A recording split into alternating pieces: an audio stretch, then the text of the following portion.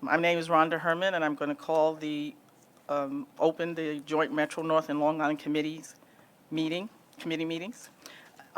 We will now have a safety recording. Your safety is of foremost importance to the MTA. Therefore, we ask that you listen to the following instructions. In the event of an emergency, notify emergency personnel in the room and 911 should be called. If an alarm sounds, wait for a public address announcement and follow instructions.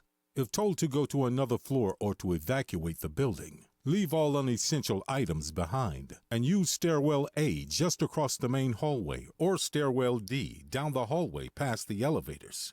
An automated external defibrillator, AED, for use by trained personnel is in the main hallway just past the elevators. Thank you and have a safe day. We will now have our public comments meeting, and Susan Sarch will lead that. Good morning. We have 4 members of the public registered to speak today. As a reminder, we ask that all public speakers adhere to the MTA's rules of conduct and decorum. I would also like to remind our public speakers that in the interest of time and fairness to all speakers, we limit everyone to 2 minutes. Please be aware of the clock in the front of the room and the warning light that you will see reminding you that you have 30 seconds left to conclude your remarks. The first speaker will be Omar Vera. Following Mr. Vera will be Lisa Daglian.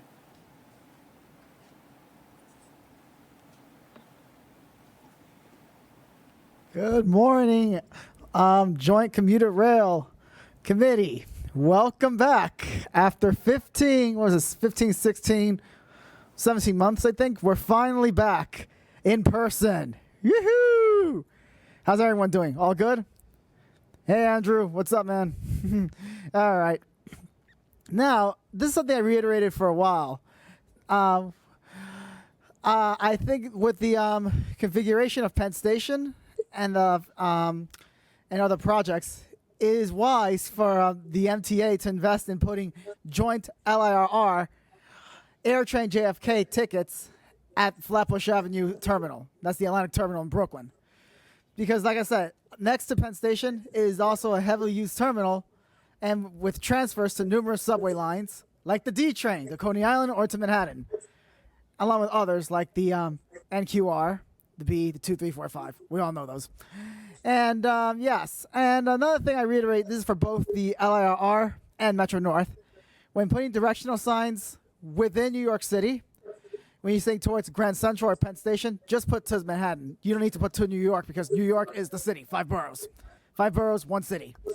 Outside the city, it's fine to put to New York, but within the city, just put to Manhattan, whether it's Grand Central or Penn Station.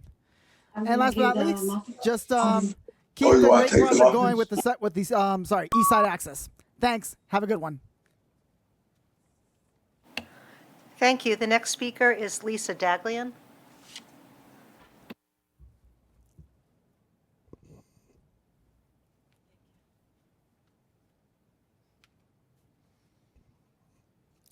Hi, good morning. My name is Lisa Dagley, and I'm the Executive Director of the Permanent Citizens Advisory Committee to the MTA PCAC. It is a real pleasure to be here today to testify at the first in-person joint Long Island Railroad Metro North Committee meeting in more than a year. Welcome to new board members Jerry Bringman, who we also know as PCAC Chair and Chair of the LIRR Commuter Council, and to Commissioner Poore. Today, I'm testifying on behalf of the LIRRCC and MNRCC.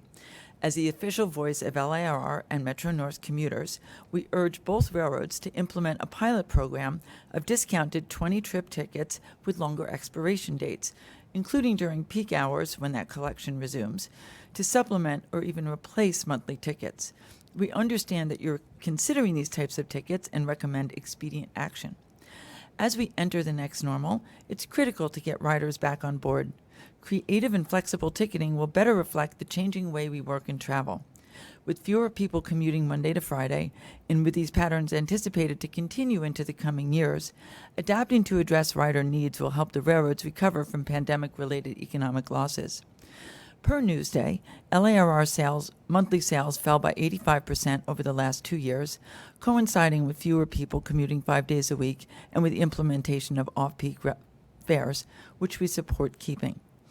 Correspondingly, sales of Metro North monthly tickets fell 89.5% over that same period. Comprehensive and long-term commuter rail discounts are needed now more than ever. We strongly support larger-scale reduced fare strategies, as we will detail in our forthcoming Freedom Ticket Phase 2 proposal. We'll continue to work with you to progress these concepts. Getting commuter rail riders back on board and out of their cars will be critical to our region's health and economy. Offering options like discounted 20-trip tickets with longer expiration times and implementing new Freedom Ticket recommendations will provide an incentive for them to do just that. Thank you. Thank you. The next speaker is Jason Anthony.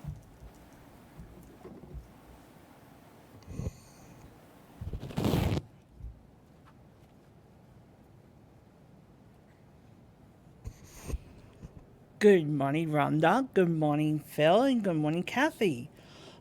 Jason Anthony from the Congress of Essential Workers. Following up what Lisa Daglian said, I'm in full support of the 20-trip discounted tickets because New Jersey Transit has it implemented and has been a huge success. Because of COVID, nowadays, we're having a new trend, and is that people are working in a hybrid fashion. Some people working from home, and some people working from the office.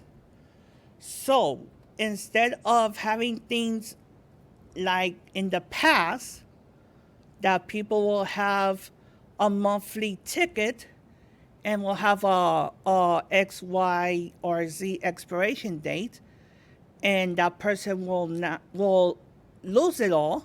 Why not offer a more affordable option and have it in a more expandable expiration date? And also, let's get together and resolve the issue what's going on in Penn Station. Every time I go to Penn Station, it's very depressing. And why is that? Because every time I go to Penn Station, I see more and more homeless people. And we should do an audit regarding the contract that you guys have with the BRC, because I don't see why the MTA is wasting $8 million with the BRC. So let's get to work, shall we? Thank you. Our final speaker is Murray Bowden.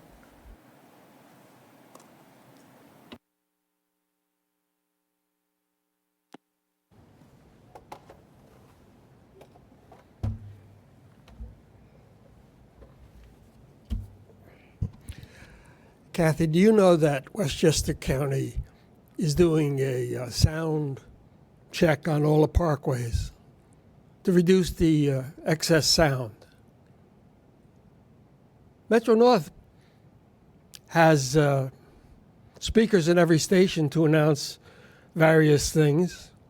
They could announce that the train is coming, and then you wouldn't have to blow the train whistle and destroy the calm of the people that live alongside the tracks. It's your responsibility to recognize that it is no longer necessary to sound the train horn anywhere in Westchester County. What does it take to have you change that rule? You make announcements at the station, the train will be 5 minutes late. You could make an announcement at the station, there's a train coming, step back. You're the president of the railroad. It's time you respected the people who live near it and have been polluted by the sound for years. The people of Westchester expect you to do your job. change the system with whatever it takes to stop sounding train horns in Westchester County. The New York State Troopers say morning or afternoon when they stop you for a traffic stop. If you're stopped by a New York State Trooper, it's never good morning or good afternoon. Times are difficult these days. Glad to be here. Thank you. Thank you. That concludes the public comments. Thank you. The summary of actions are in the book, and Long Island Railroad and Metro North do not have any, but MTA, C, and D can be found on page 4. I'm going to call for approval of the minutes from June 23rd, 2021. Thank you. Randy, do I have a second? Thank you, Bob. Minutes are approved. Now going to go to the 2021 work plans. Any changes for LIRR? No changes to the railroad's work plan. Any changes for Metro North? No changes to the Metro North work plan. Thank you. We're now going to go to our agency president's reports, and Long Island Railroad will go first. Thank you, Rhonda. Good morning, everyone, and it's great to be back here. I'd like to welcome new committee member, Commissioner Harry Poore. Jerry Brigman, Commissioner, good to see you. We're lucky to have both of you on the Railroad Committee. A few other changes. I'd like to thank Mark Young for all his tireless work as Long Island Railroad's Vice President of Management and Finance, Chief Financial Officer. Mark has taken a position supporting all of MTA in the MTA Finance Tower as the Deputy Chief for Management and Budget overall. Congratulations to Mark, and well-deserved. And Francis Lander, former Executive Director for Long Island Railroad Management and Budget, has been appointed by MTA and joins us here today as the Long Island Railroad Financial Liaison. Thank you, Francis. I know you well. Everyone on the team knows you well. We have full confidence, and we look forward to supporting you in your new role. And customers returning to the railroad will see significant improvements and that have been made despite the pandemic, and we'll see that we're fulfilling our commitments made to them. New infrastructure, new tools, robust travel information via the Long Island Railroad Train Time app, and continued efforts to make the Long Island Railroad more resilient. Most important to our customers, improve safety, improve reliability on their trips. Throughout the pandemic, our workforce has never stopped. They've continued their earnest efforts to make this railroad the best it can be, and our riders are seeing the fruits of their labor through our performance metrics. In June, all 11 branches operated at or above goal, I should say. We closed out the month at 96.4%, with our year-to-date figure at 96.1%, and that's just above last year's mark. And we're continuing to hit several modern-day records, including the highest one-day PM peak performance for the month of June at 98.4. These kinds of broken out figures go back to 1983, when the railroad at the time began tracking such figures. And over the last 4 years, we've marked a considerable difference from 2007, when our on-time performance for the month of June was 89%.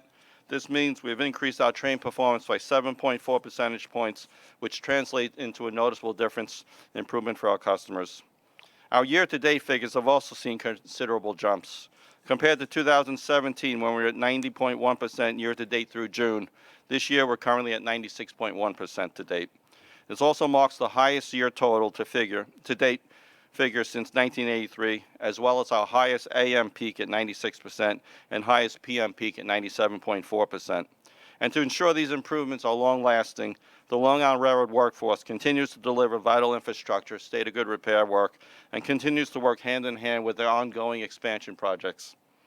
Coming up in the next 4 weekends, July 24th to 25th through August 14th through 15th, Hempstead Branch will be diverted through Mineola, with some substitute busing in key locations, while new switches are installed as part of the mainline expansion project. On 2 Saturdays next month, August 21 and 28, bus service will be in place on Far Rockaway Branch between Valley Stream and Far Rockaway, as we prepare for upcoming rail replacements on the Atlantic Branch between Jamaica and Valley Stream. And after Labor Day, we'll be issuing a new timetable effective September 7th through November 14th, as we continue to work on nearly a dozen major projects like the mainline expansion, Beaver interlocking construction on the Atlantic Branch, Eastside access work, and Harold interlocking, Mid-Suffolk Yard construction, and several others. Additional details are in the committee book.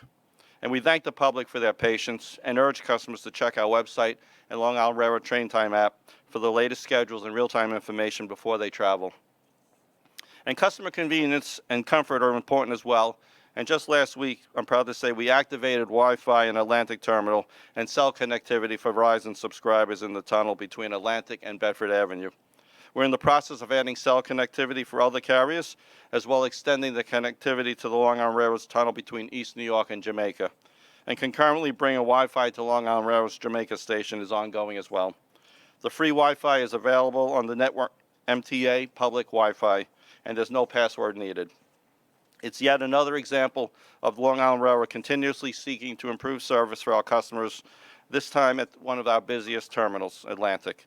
In the month ahead, we'll continue to innovate and expand our Wi-Fi capabilities, eliminating remaining dead spots throughout the system and across carriers. In addition to our workforce, I want to thank Boingo for their efforts in building out this cell connectivity and Wi-Fi. All have found ways to work safely through the pandemic with the Long Island Railroad workforces, and I point that this is all being funded by Boingo. That's a good thing for us. Services and on budget. As we improve service and amenities, we're seeing riders continue to return. We're consistently seeing weekday travel exceed 40% and pre-pandemic travel weekend ridership hovering around 65%, even exceeding 80% on several Sundays. And we're doing our part to provide service to essential workers, returning commuters, and those who simply know the railroad is a great way to see Long Island and New York City. That's why we brought back Long Island Railroad Getaway Packages. It's even more special after last year when we're asking people to actually stay at home, but putting fan favorite packages back together, we're back and we're better than before. Customers have varied choices, including Long Island's world-class wineries, our many beach packages to Long Beach, Jones Beach, and Fire Island via Bayshore and Patchogue. And this year we've added something new, a day-long guided brewery tour across the South Shore. On 2 Saturdays this summer, July 31st and August 21st, these tours include beer tastings at Sand City Brewing Company in Lindenhurst, where you'll get a taste of a special edition Cannonball IPA, followed by a bus trip to Bayshore, where you'll sip more great tastings at the Great South Bay Brewery and their special edition Long Island Ale Road. It's all on tap. I'm looking forward to tasting both of those myself. The journey ends in the village of Patchogue, where customers can patronize local restaurants, shops. Each ticket costs $63 and includes round-trip rail, private bus transportation, and both tastings. This and all our discount packages can be found on the MTA website.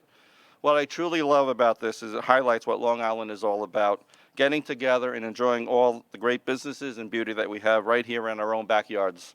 It's also a good reminder to customers that the railroad is not just a commuter railroad. There are so many places across Long Island that are situated near our 124 railroad stations and all walking distance, making each journey to a new town an exciting adventure while supporting local downtown businesses. And as we near the 31st anniversary of the Americans with Disability Act on July 26th, I want to reiterate my commitment to the disability community. We all know that time and funding it's taken to make Long Island Railroad accessible to all, and we're continuing to work expeditiously toward that goal. But in the meantime, we're doing all we can to ensure that customers have greater access to the railroad than ever before. Our Long Island Railroad Care Program, which is celebrating its 3rd anniversary this month, has helped more than 6,500 customers to date. This service provides customers with the peace of mind they need to know that our staff will be there to help them on and off the train.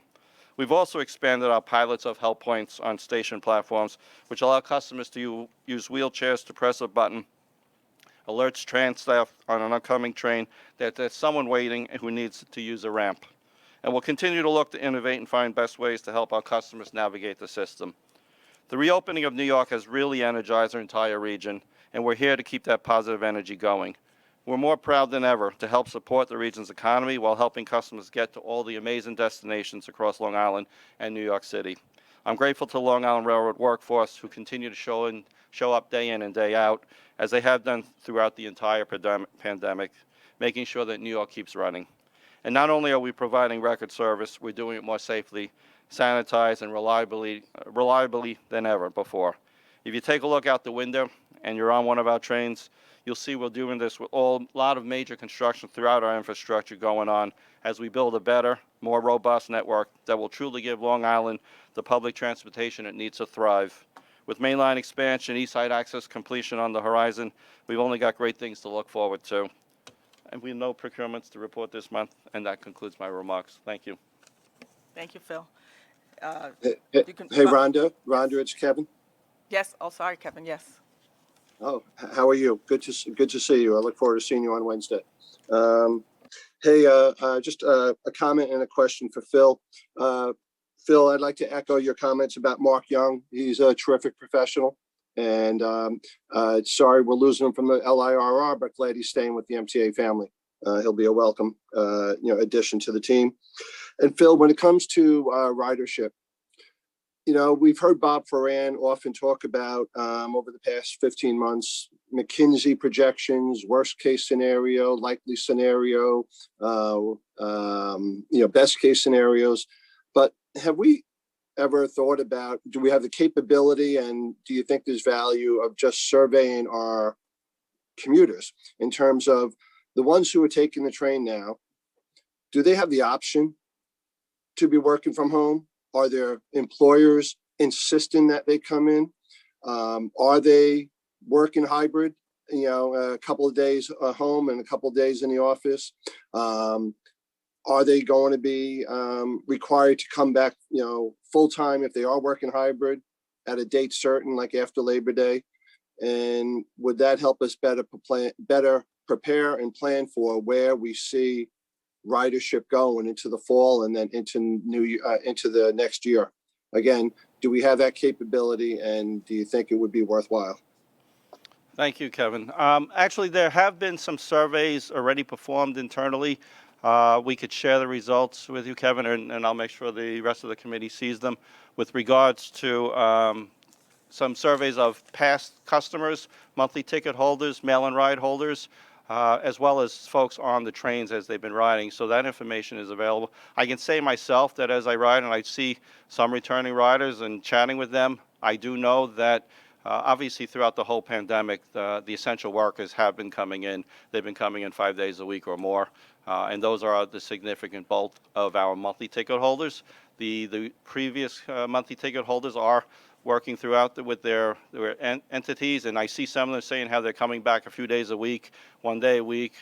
Some companies are talking about more, and there will be a mix. I anticipate come Labor Day we'll see more of that. So there is information with regard to that. What we are seeing though, and I talked about this before, very robust ridership throughout the day. It's not just a traditional commuter 4-hour peak in the morning, 4-hour peak in the afternoon. We're seeing these extremely consistent ridership across the off-peak throughout the evening, and particularly strong on weekends, which means as more places open up, the riders will come back. I think a lot of discussion that we've talked about in terms of how to encourage riders back is important to have. We'll share those pair surveys with you, and I'll see if there's any opportunities to do additional surveys.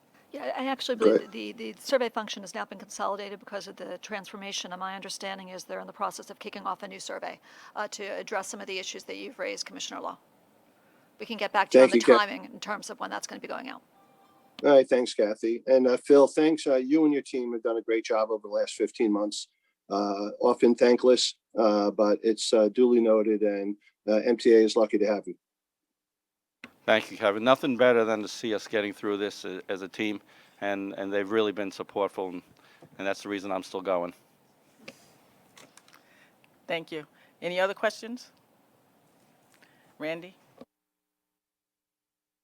I'd like to see that they consider the 10 and 20 trip options for our customers. Thank you. I second that. Kathy, you can go through your report. Oh, sorry. Long Island Railroad Safety Report.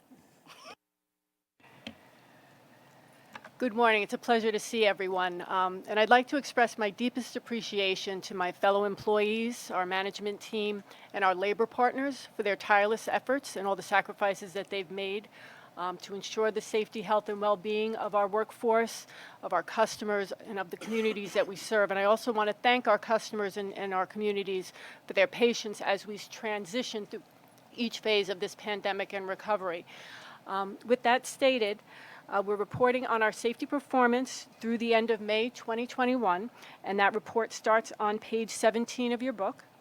Our reportable customer injury rate was 3.6 injuries per million customers, and that's in comparison to 4.35 injuries per million customers over the same period last year. For our reportable employee lost time injury rate, the average rate was 3.28 injuries per 200,000 hours worked versus 3.66 injuries per 200,000 hours worked in the previous period. There's a lot of information in your book, and I'm happy to answer any questions that you may have. No questions? Okay. Kathy? Thank you. Before I get to my remarks, I'd like to ask for a moment of silence. We heard this morning that Leonard Borsellino, who is an assistant deputy director in our CNS group, really one of the geniuses in our signal group, had passed away this morning as the result of a long non-COVID illness. He was really a wonderful member of Dave Malillo's team, a really valued resource for us, so I'd like to ask for a moment of silence for Lenny and his family.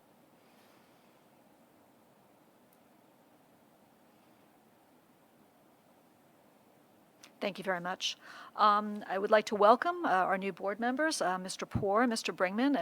You're going to bring a wealth of knowledge to our committee, and we're so happy to have you as part of the family. Interesting, coming down on the subway this morning, I realized that my executive team is completely different from the last time we sat in this room, so I thought it would be a good idea to introduce everybody. Justin Vanishek is our new Senior Vice President of Operations. Clyde Armstrong is our new VP of Safety. Dave Malillo is our new VP of Engineering, and Steve Weiss is an old face but in a new role. Like Francis, he is the Metro North Financial Liaison. We look forward to working with Steve in his new capacity. In addition, not present here, Nate Gilbertson was recently promoted to the position of Vice President, Operations Support and Organizational Resiliency. That was a recasting of Sue Doring's role. Sue is the EVP. She retired last month, so Nate is taking this new position, and we look forward to working with him in this new role. Okay.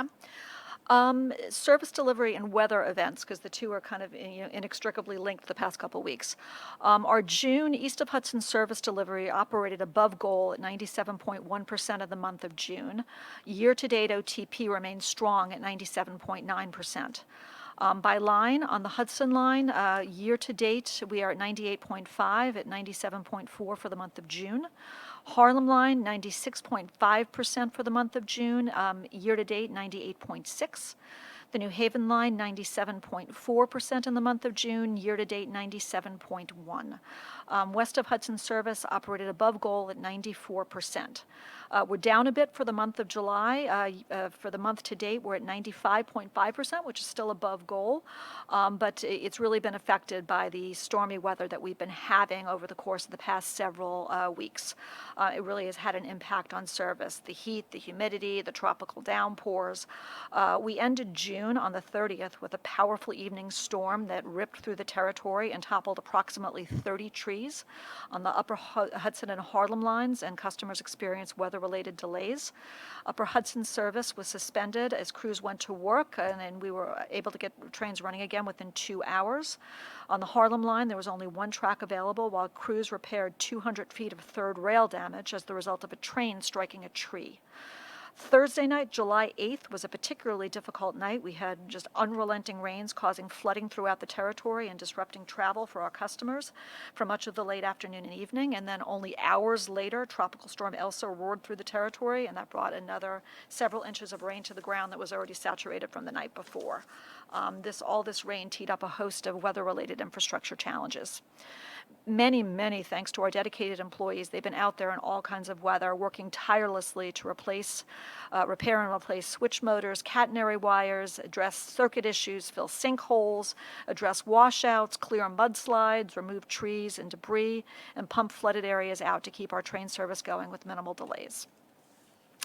I want to extend my thanks to the absolutely awesome workforce of Metro North for all that they've been doing to keep our customers going. It's just great work by a great team. Service delivery has also been affected on the New Haven lines, and we're implementing a PTC system software update to make operational improvements and correct some variances that we've really been experiencing ever since PTC went up live at the end of December. The new PTC software deployment has begun on the M8 fleet. We're about 20% done, and we expect New Haven line service to gradually improve as more and more of the fleet gets the new software. Just a couple words about schedule changes, the one that we put in place in June and the one that we're planning for August. In June, on the 21st, we added 24 peak hour trains, 8 each, on the Hudson, Harlem, and New Haven lines to accommodate our returning riders. And we're now getting ready for a much more significant increase, which will take place on August 29th, just in time for Labor Day. That will increase service to 83% of our pre-pandemic levels during the week and 70% of pre-COVID levels on the weekends. And today I have very good news. I told Randy before we got out here. I'm very pleased to announce that we will be resuming the Haberstraw, Ossining, and Newburgh Beacon ferry services to coincide with the schedule increase. As the region continues to recover and the railroad prepares for a post-Labor Day future, ferry service will resume and connect with morning and afternoon peak trains at Beacon and Ossining stations. Restoring ferry service during the peak periods will give our Rockland and Orange County residents returning to work quicker access to New York City and a smoother ride down our scenic Hudson line. We're really looking forward to having them back on the ferry. It's a really exciting day for us. So on the topic of ridership increased consistently throughout the month of June. We increased from 31.4% of our pre-COVID ridership in early June to 38% at the end of June. Ridership peaked right before the July 4th weekend, probably because of vacations. Typically, July and August are lower than June because of vacations. However, last week we carried more than 105,000 riders on Tuesday and Thursday, and we're above 40% of pre-COVID ridership on both days, 40.5% on Tuesday and 40.3% on Thursday. It was our highest ridership week yet, more than 100,000 riders every day except for Monday when we were at 99,000. So it was generally a very, very good week for us. The weekend ridership has flattened a little bit, as you recall. I mean, that's really been sort of the kind of outperforming the weekday ridership, actually overperforming our expectations.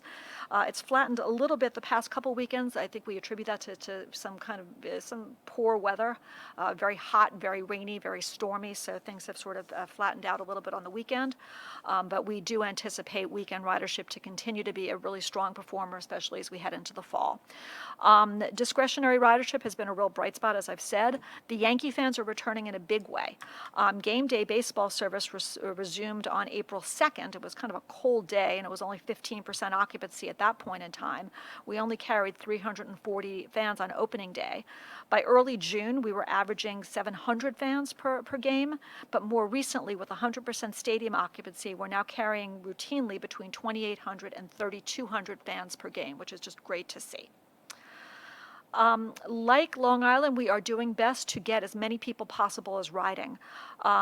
Last Tuesday, Metro Man and I were joined in Grand Central by Christine Nicholas, the chair of the New York State Tourism Advisory Council, and our partners from the Maritime Aquarium in Norwalk, Connecticut, and the Immersive Van Gogh exhibit, to celebrate our reopening this summer with even more affordable and convenient ways to get to popular attractions and a special bonus for kids.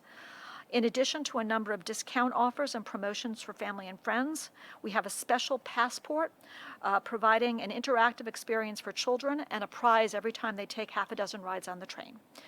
We have established partnerships with many of the most exciting venues in our territory.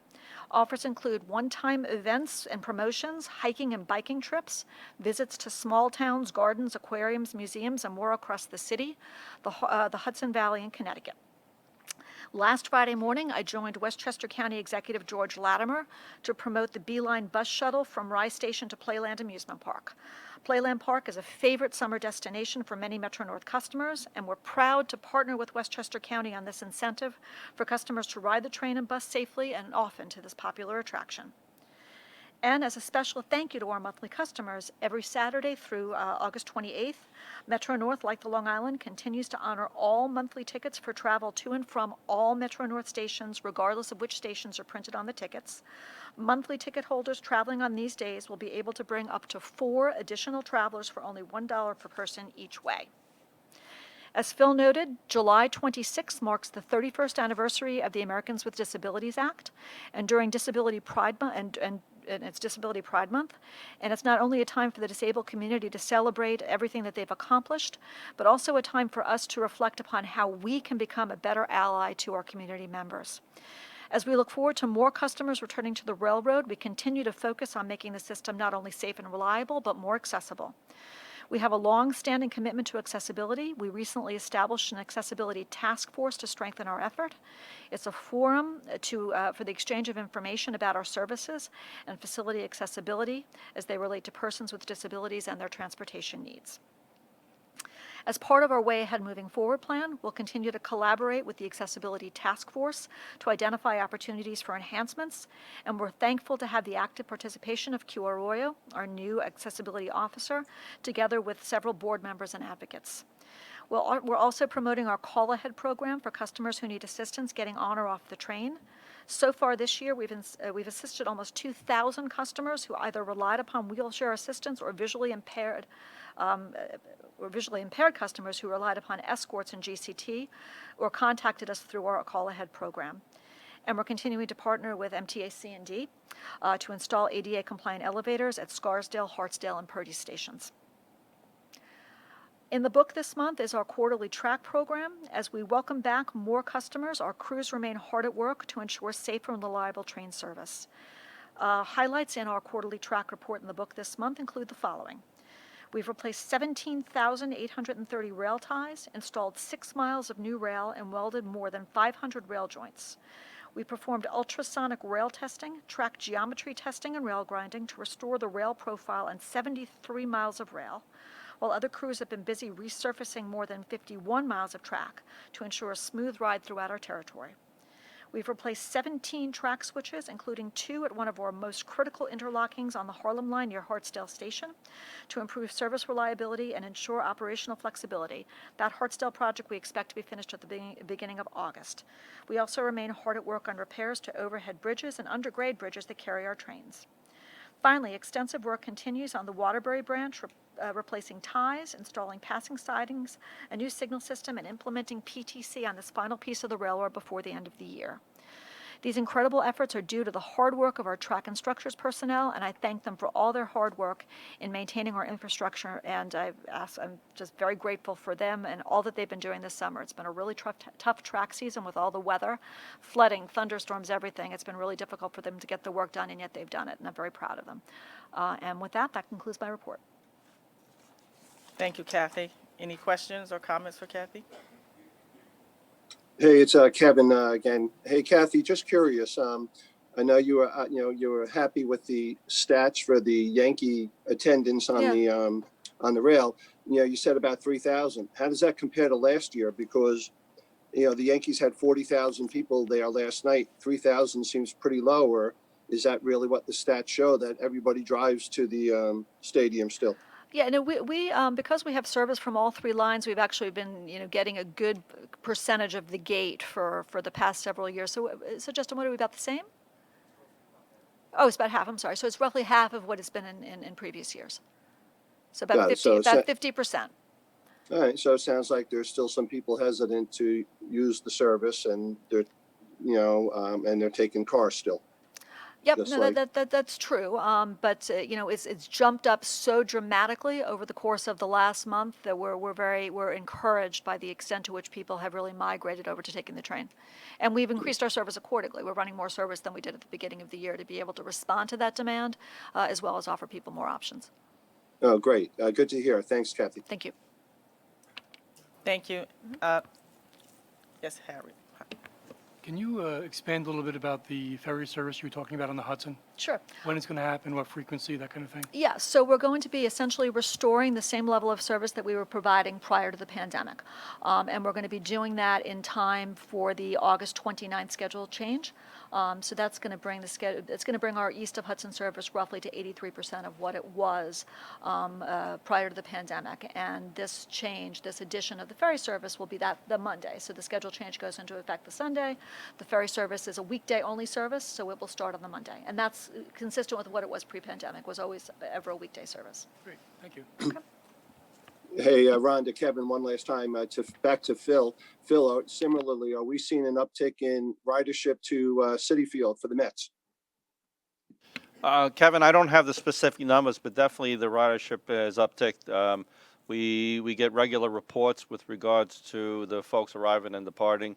And every train is stopping at Mets Willets right now in support of both City Field and vaccinations. Okay, great. Thank you.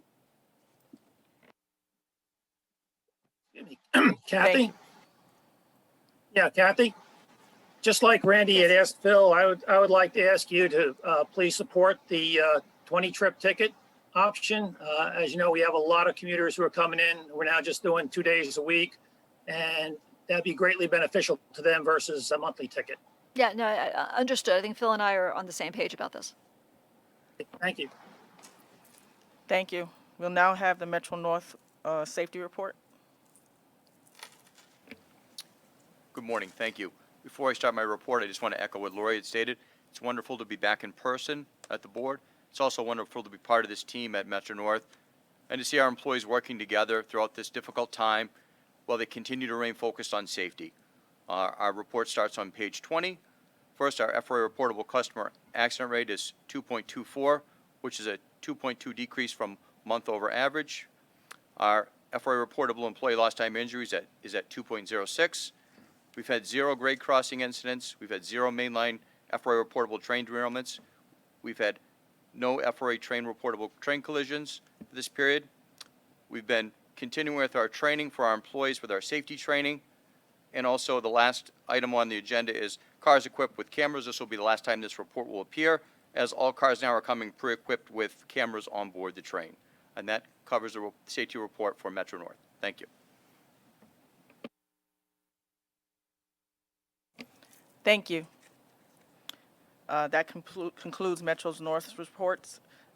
Is there a C&D report for this month? No report, Chair.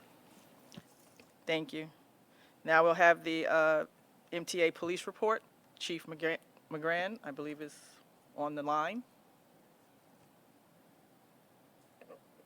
He's not. Chief McGran?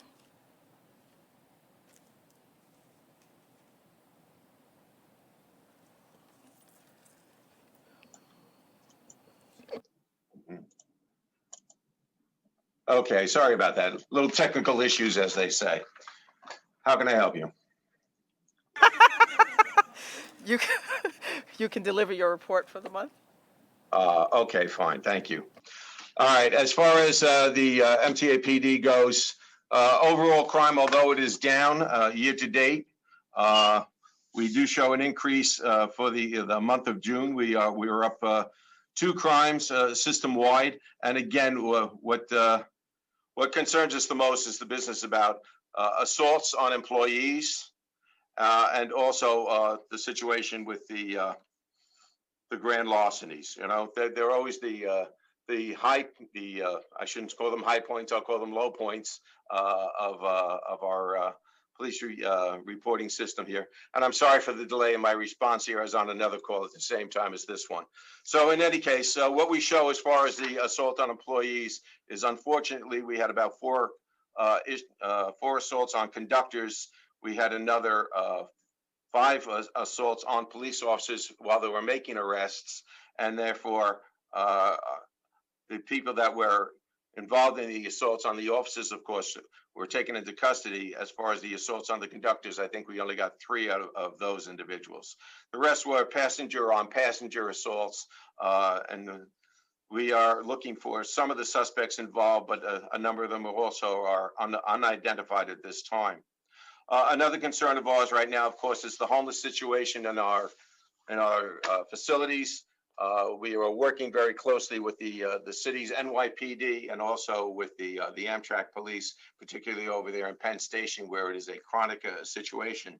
The BRC has been helpful to us for the most part, but I know that they have their own issues that they have to deal with funding, et cetera. In regards to Grand Central, I think we've made tremendous inroads over here because we're able to limit the footprint that is available for the homeless individuals to camp out in, particularly on the overnight. We start shutting down some of the locations where they find corners to hide out in, and where they chronically have been located before the morning rush hours. As far as Penn Station goes, we tried something very similar in limiting the footprint on the overnight.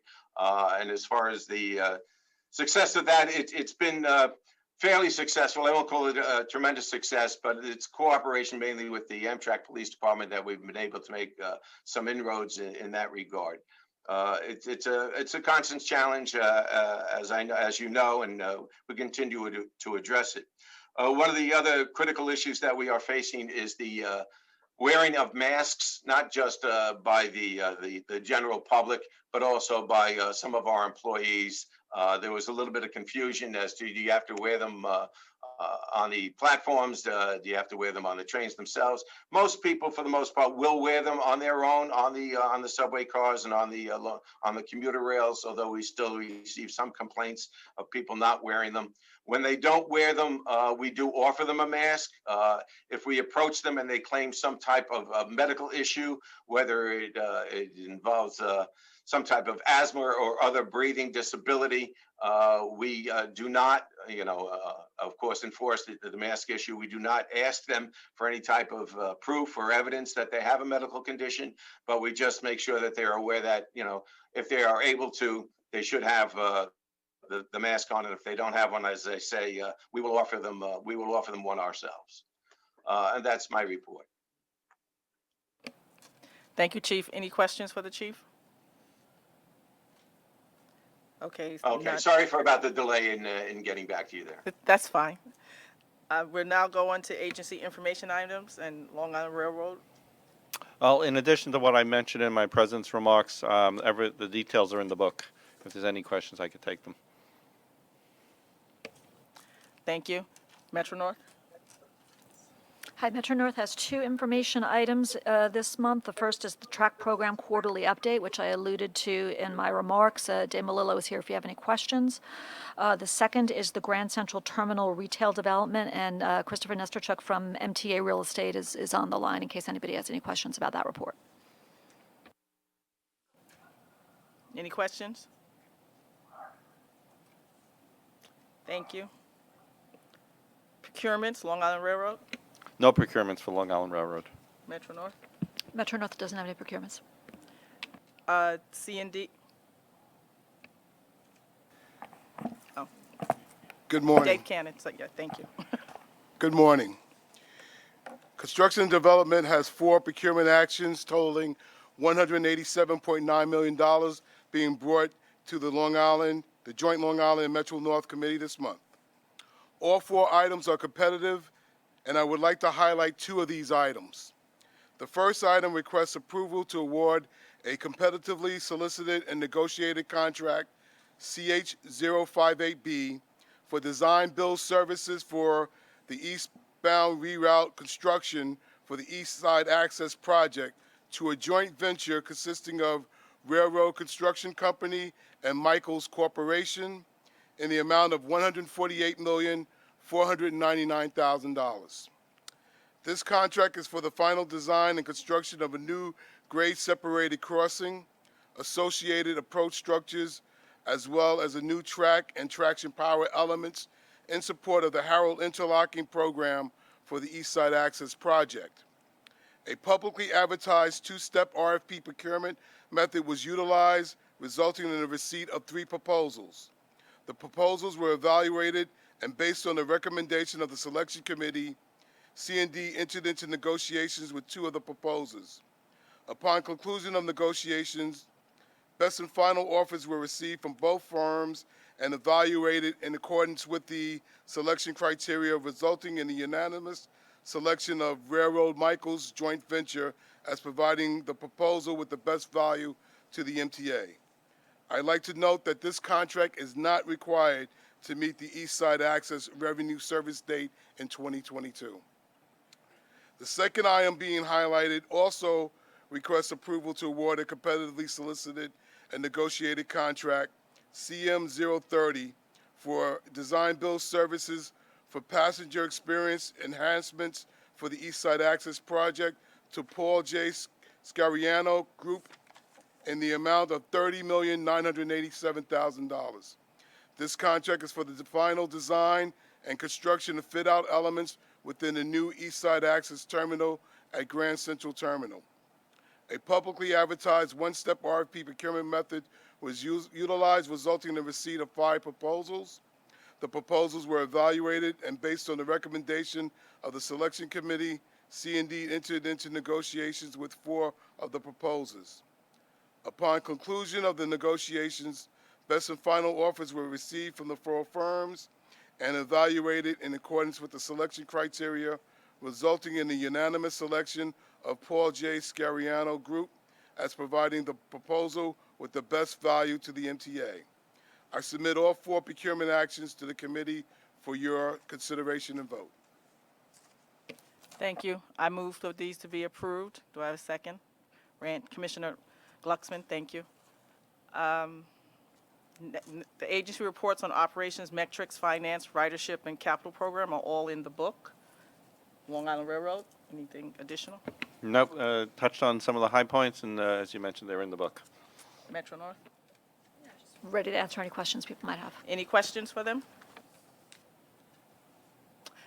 With that, I move to adjourn this meeting. Thank you, Commissioner Lynn. The meeting's adjourned, sorry.